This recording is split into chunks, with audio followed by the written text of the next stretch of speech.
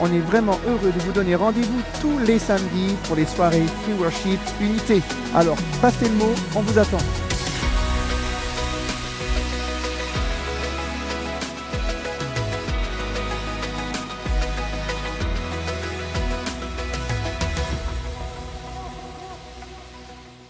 Ne ratez pas votre programme tous les mercredis. Alors, rejoignez-nous tous les mercredis à 10h sur la chaîne YouTube MLK. À mercredi!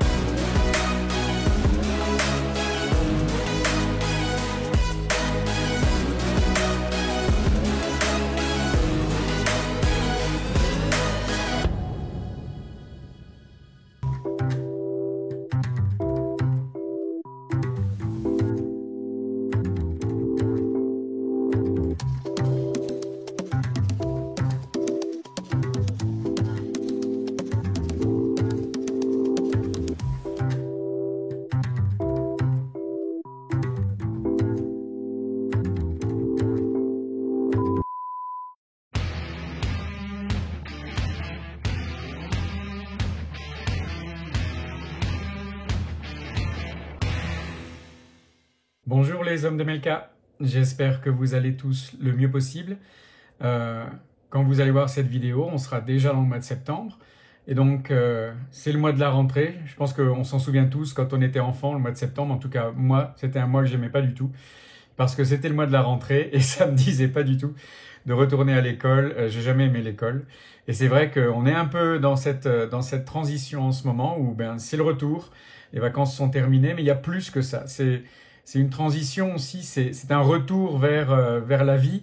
Il y a eu le Covid et puis le Covid s'est calmé, mais il est toujours là. Et en fait, on retourne vers une vie professionnelle dont on connaît pas tous les contours et c'est difficile de parler d'un retour à une vie normale parce qu'en fait, on ne sait pas ce que la norme va être en fait pour demain. Et c'est un petit peu de ça que je voudrais vous parler aujourd'hui. C'est ce retour à une vie soi-disant normale. On va tous l'expérimenter. Certes, ceux qui ont pris des vacances en juillet, qui sont déjà depuis le mois d'août retournés au travail, savent de quoi je parle. Et en fait, je voudrais simplement qu'on regarde un petit peu ensemble à ce qui s'est passé et quelles sont les questions que l'on peut se poser sur tout ce qu'on vient de traverser. Je pense que c'est super important. Pour nous, pour nos familles, pour ceux qui sont pères de famille, maris ou bien ceux qui sont célibataires encore, ces questions, elles ont vraiment du poids pour chacun d'entre nous. Parce qu'en fait, les fondements de notre vie normale, entre guillemets, ont été secoués depuis le mois de mars dernier, février-mars, depuis que cette tempête est arrivée dans nos vies. Tout ce qu'on pensait indéboulonnable, tout ce qu'on pensait être établi dans nos vies pour toujours, quoi qu'il arrive, a été secoué, a été remis en question par la crise qu'on vient de traverser. Le travail, par exemple, alors que l'économie allait plutôt pas trop mal, en début d'année, d'un seul coup, tout est parti complètement de travers. Plein de gens ont dû, pour la première fois peut-être dans leur vie, se retrouver en télétravail.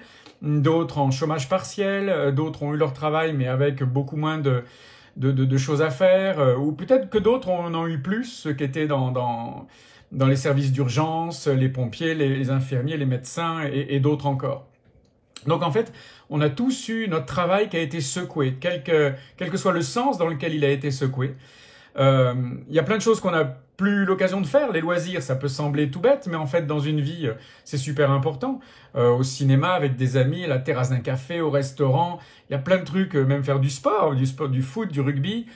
Yeah, pour le rugby.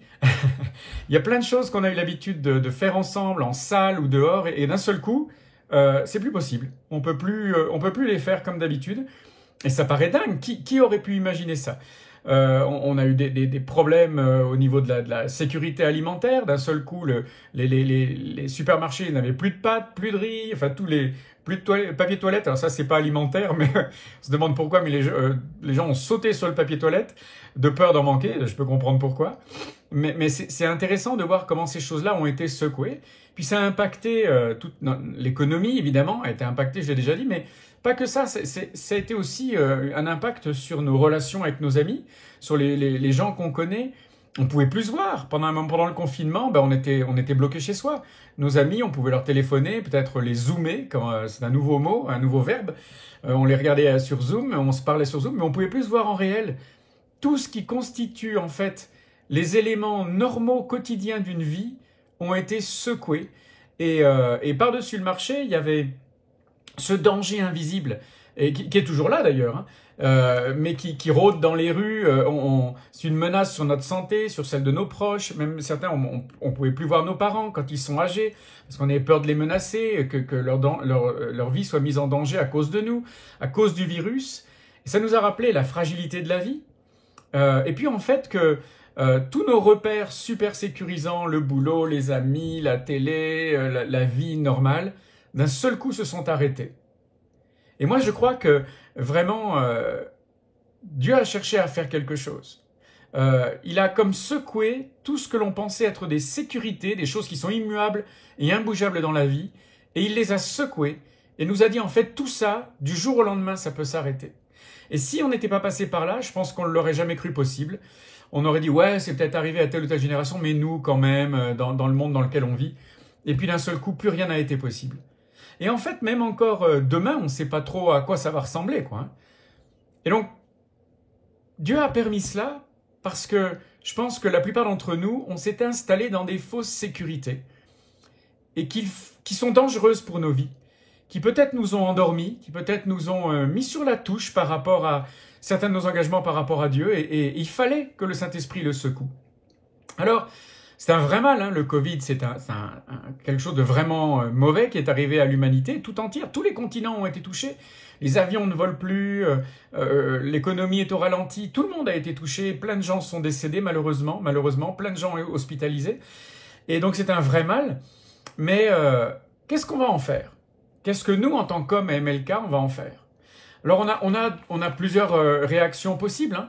La première, la plus simple, c'est de se dire, ok, j'attends que tout redevienne normal, et puis je reste dans mon coin en gros, et ma prière, c'est que tout redevienne comme c'était auparavant, et voilà quoi, j'attends, je fais rien de particulier, j'attends comme si de rien n'était, que la vie reprenne son cours. C'est une première solution, c'est une solution potentielle et qui est tentante, parce qu'en fait, qu'est-ce qu'on peut y faire, nous, au Covid, hein ? À part mettre un masque et se laver les mains avec du gel alcoolique et faire attention, qu'est-ce qu'on peut y faire ? Et c'est tentant de penser cela. Mais c'est peut-être pas la meilleure des solutions. Une autre possibilité, c'est de se dire, ok, tout ça c'est arrivé, et Seigneur, qu'est-ce que tu veux me dire exactement ? Est-ce que, dans cette crise mondiale, tu aurais un message pour moi, en privé, personnellement ? Est-ce que c'est le moment de faire le point sur mes priorités, sur les priorités que j'ai établies dans ma vie, que j'ai mises en place dans ma vie ? Est-ce qu'elles étaient les bonnes, en fait ? Est-ce que tu me donnerais pas comme une seconde chance dans ma vie de tout mettre à plat, de tout poser, de se dire, ok, qu'est-ce que je veux vivre exactement ? Et en fait, je voudrais vous poser la question, vous avez choisi quoi, vous ? Tu as choisi quoi, personnellement ? Si tu as choisi de ne pas choisir, eh ben en fait, tu as choisi de rien faire. Donc c'est déjà une première réponse. Ne pas choisir, c'est choisir de ne rien faire. En plus, choisir de rien faire, ça peut être dangereux. Ça me fait penser immédiatement, vous savez, les trois hommes à qui, c'est une parabole de Jésus, un maître avait donné des talents différents, à l'un 1, à l'autre 5, à l'autre 10.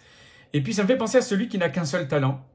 Ce talent, c'est sa vie, c'est ses qualités, c'est qui il est.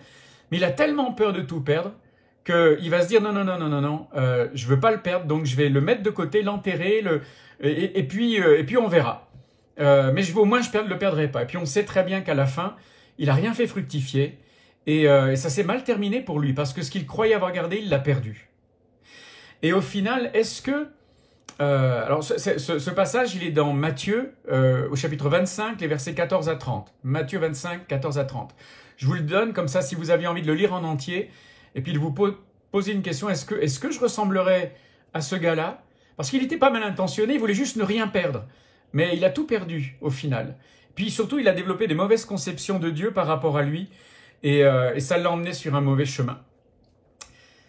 Moi, je pense qu'il n'est pas trop tard. quel que soit ton âge, quelle que soit ta situation dans la vie, à ce moment de rentrée en septembre, de remettre des choses en question. Je pense que c'est une opportunité que le Saint-Esprit nous a donnée, t'a donnée et nous a donnée en tant qu'hommes pour nous remettre en question et savoir où sont nos priorités. C'est quoi ce qui dirige ma vie? C'est mon job, mais le job peut s'arrêter du jour au lendemain. C'est ma santé, mais j'ai vu qu'elle était super fragile. À n'importe quel moment, elle pouvait s'arrêter. Ce sont mes relations, mais elles peuvent être arrêtées à n'importe quel moment. Mes loisirs, mais quelle est la valeur de tout cela? Et où est le royaume de Dieu dans ma préoccupation? Où sont mes priorités? Est-ce qu'elles sont bien alignées? Et j'aimerais vous poser cette question et ce challenge pour terminer. Qu'est-ce que vous voulez faire? Qu'est-ce que tu veux faire de cette rentrée avec ta vie? Et c'est pas une question en l'air. Je voudrais vraiment que vous interrompiez votre course, votre cours normal de la vie pour vous poser la question. Je veux faire quoi de cet avertissement?